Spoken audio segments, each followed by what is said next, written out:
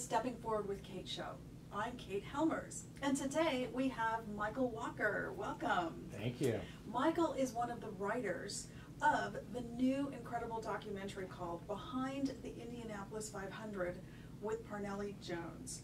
And it's an hour documentary about one of the greatest racetracks in the world with one of the greatest legends. Well, welcome. Thank you. How are you doing? I'm good. How are you? Good. Good. I usually start out with a few questions about how someone changes their energy, etc. Sure. And we've already talked about the fact that you might be back, so hopefully. Sure. So what I'd love to do is start out with some energy questions about Parnelli himself, since you just finished a documentary about him. Okay. And then we can actually get on to the documentary. So, first question is, what is a great piece of advice that you got from Parnelli directly, or you saw him do something and he's told me that one of his reasons for so many successes was he never gave up.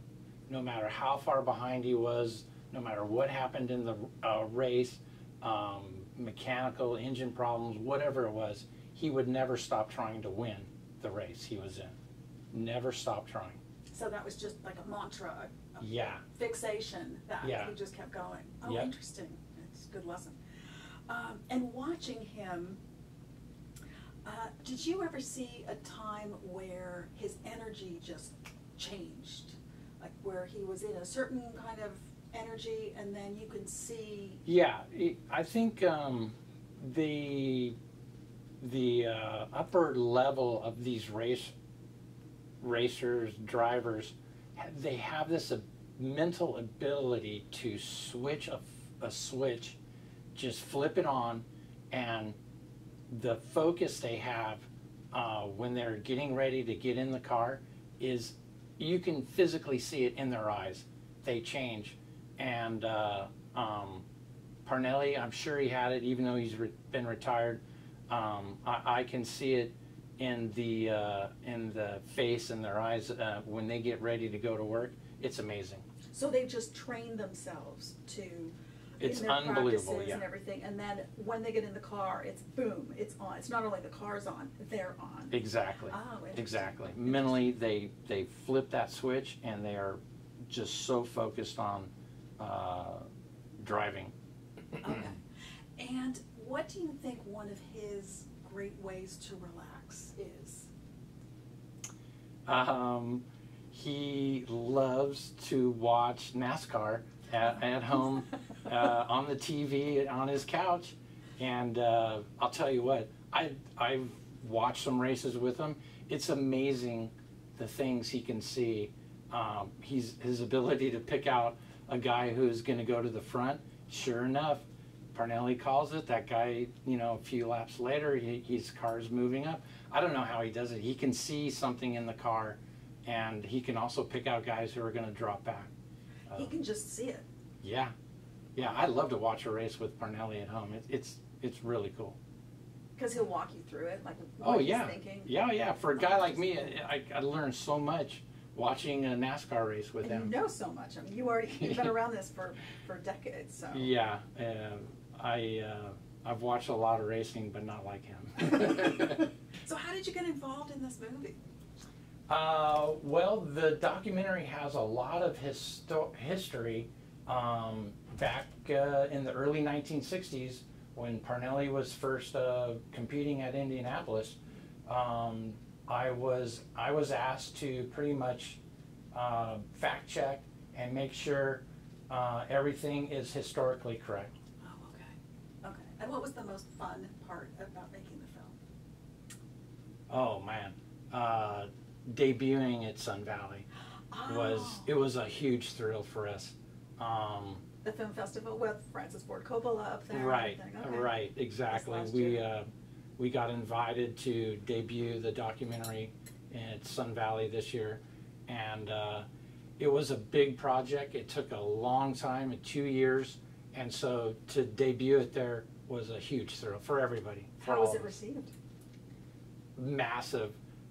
We sold out the theater. There was a line of people trying to get in.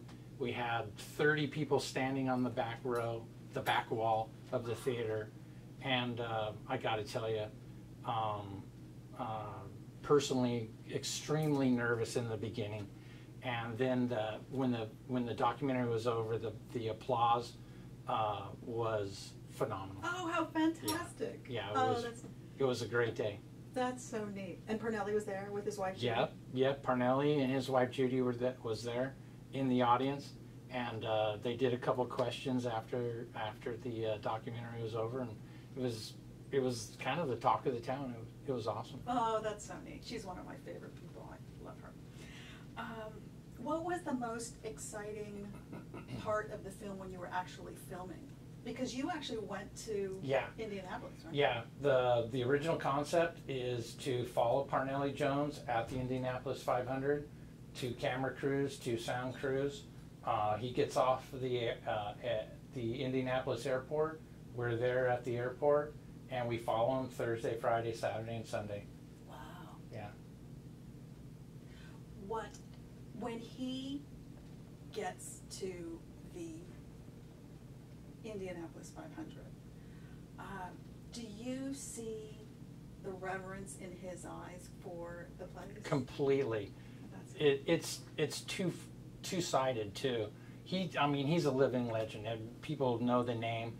But to be honest with you, walking up and down LA with him, some people notice, but at Indianapolis, everybody knows who he is. Mm-hmm. It's huge. He is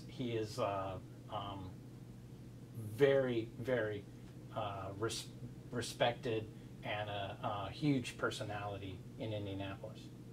I was lucky enough to be down there with you guys a number of years ago, and I was standing next to him, and that's one of the things that I really was amazed about, was that we were standing right near the museum in the infield, I think it is. Yeah. Okay.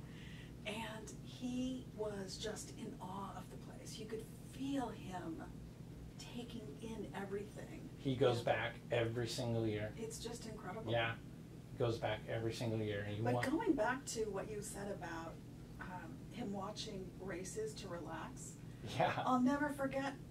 I was absolutely stunned because I'm around a lot of racers and races, as you know. Everybody around me loves racing, and I've never been the biggest fan, although I have a lot of fun.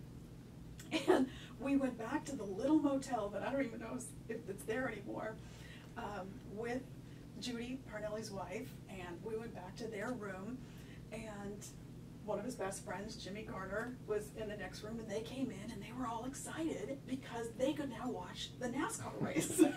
Yeah. So when you said he relaxes to NASCAR, I had to think back to that moment, because I looked at him, I said, "You're watching another race?" He goes, yeah, the NASCAR race. This is great. And he sat back, and we were ready for the bar. Yeah, it's a funny disconnect, but I mean, all pro athletes, I'm sure, they do this every single, doesn't matter, football, baseball, basketball, right? That's what they do all day, every day, since they were like this high. And it's the same with the pro level, the racing drivers. They just, it's something they do every day. So to relax, what else are they going to do? They're watching NASCAR. Oh, that's so funny. So what have you found that fans like about the movie? What's their favorite part? I'll tell you, one of the biggest responses was there's a section dedicated to the year 1967 when Parnelli shows up with Andy Granatelli's turbine. Completely revolutionized the way racing was looked at. With this car was one of a kind, and so we kind of walk through 1967 and what happened in the documentary when Parnelli Jones takes out the turbine at the Indianapolis Motor Speedway. And why was it so revolutionary? Oh my gosh, a gas-powered helicopter turbine engine. Oh my gosh. Yeah, four-wheel drive, just a revolutionary car. Completely different than anything that had ever been shown up at Indianapolis. It was just sounded different. It looked different. Everything about it mechanically was completely new. Oh, it does sound exciting. Yeah. Now, is that the car that's in the Smithsonian? Yeah. Oh, Yep. okay. The car is now in the Smithsonian Museum, and it's very, very historic to the world of racing. Okay, and why did you decide, or why did the producers decide to work with Parnelli? He is a legend, and not only won Indianapolis, but he was like the national sprint car champion. He was Baja off-road champion. He was a NASCAR winner. He was Trans Am winner. Just all these multiple disciplines all at the same time, winning in all of them. It's very, very rare for someone with that kind of talent to do that at the same time.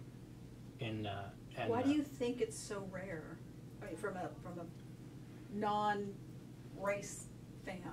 They're really completely separate disciplines. What you have to be able to do to win at Indianapolis, and what you have to be able to do to win a 500-mile off-road race, it's amazing the talent levels, because there's groups of guys who specialize in those camps, and that's all they focus on.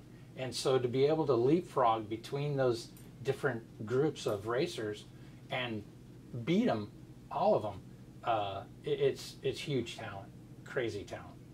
Kind of like Michael Jordan thought he could go to baseball. Exactly. Okay. And not that he wasn't good, but he was stunned at one of the how best different of all time, it was, yeah. even though it was eye-hand coordination and everything. Yeah. Oh, interesting. Yeah. Yeah, I remember one time I was talking to Parnelli, and I got back from Denver. We were up in Aspen and Denver and driving all over Colorado. And he asked me how the trip was and everything. And I said, oh my gosh, it was so exciting because we got to go up Pikes Peak, and I had never been up Pikes Peak, which if you've never been up Pikes Peak, it is scary. Scary. Well, yeah. It's absolutely stunning. Just walking up yes, it's scary. It looks like almost a pyramid, except rounder. And you just go right up. And it's 14,000 feet, I think it is. Mm-hmm. And there's no rail in most of it. So it's a 2-lane highway. Part of it's dirt up at the top, and then there's nothing. You just, into the hands of the angels, so to speak. Yeah. And I was saying to Parnelli that I said I was driving up, my husband and my daughter ended up falling asleep because we had driven down from Denver. And I said I was, pretty good driver, gone to racing school and all of that. But still, it was wild. And he looks at me and goes, oh my gosh, that was a great race. And I went, what do you mean? He goes, I raced that. It was so much fun. Yeah. Wait a minute, you raced that? Yeah. He goes, yeah, you really had to watch out so that the wheels didn't fall off the edge, because to get back on. He nearly gave me a heart attack. I know. He wins the stock car class. Oh my at Pikes Peak. Gosh. It's just another discipline. I know. I looked at Judy and she's, I know, I couldn't even look. No way. No way. So, where can everyone see this movie? There's a website you can go to, behindindy.com. Oh, okay, great. Yep.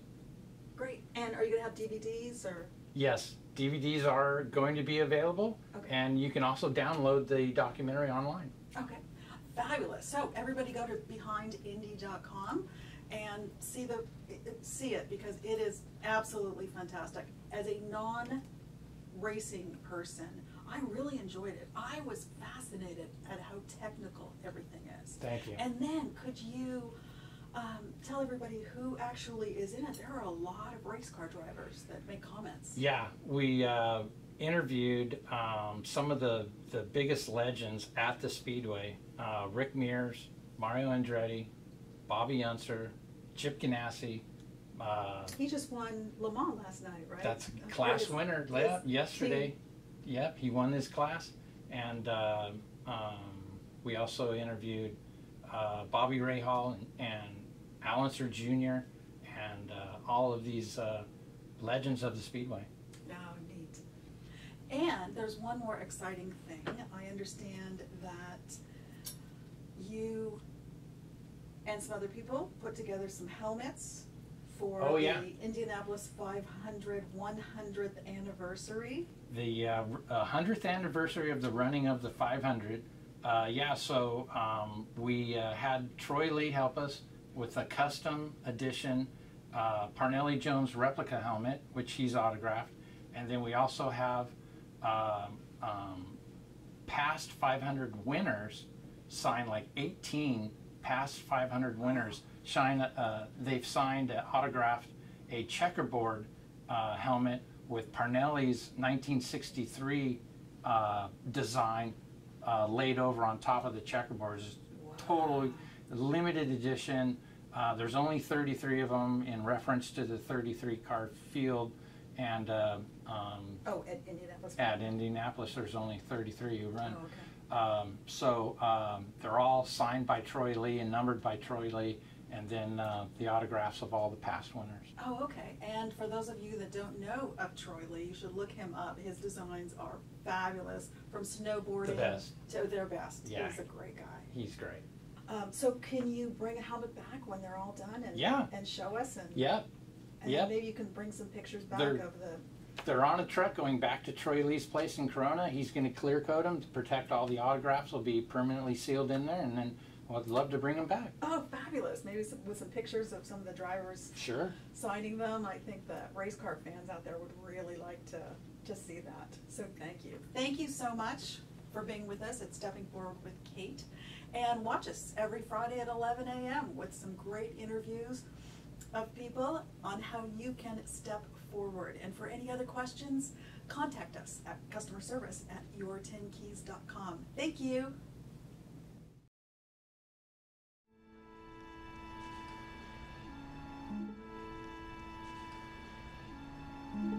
Race Day at Indianapolis.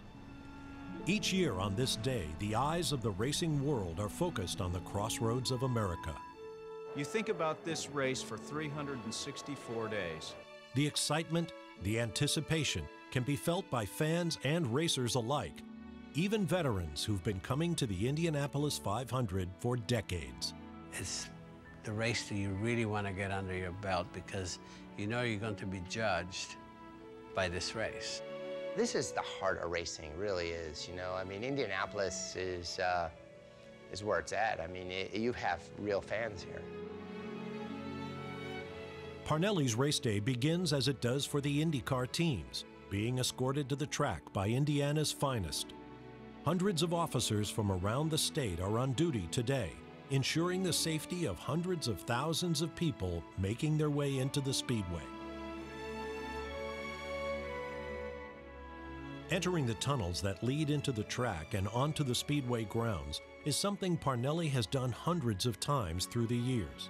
And yet each time he returns on race day, he's filled with emotion and excitement.